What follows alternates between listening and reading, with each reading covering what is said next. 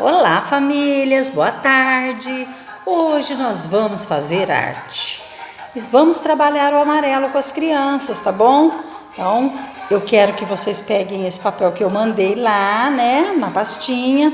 Pega o guache amarelo e pinta a mãozinha do nenê.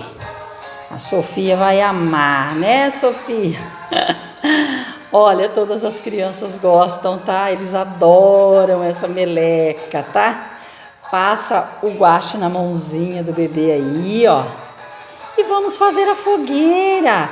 Durante o tempo que você for passando a tinta na mãozinha deles, vocês dizem assim, olha o amarelo, olha quanto amarelo. É amarelo, olha. Olha o amarelo. Eles vão assimilando a cor, tá bom? Então, o nosso trabalho aqui é ensinar a cor amarelo para a criança. Tá legal? Depois de prontinha a mão assim, você vai carimbar aqui, ó. Vai ser a labareda da fogueira.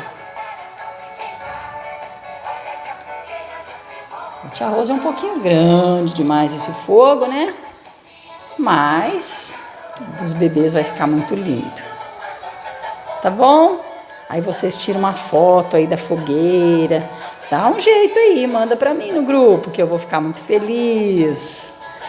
Tá bom, gente? Tá aí a fogueira da tia Rose. Vamos ver a fogueira das crianças? Todos nós queremos ver, né? Beijo, gente!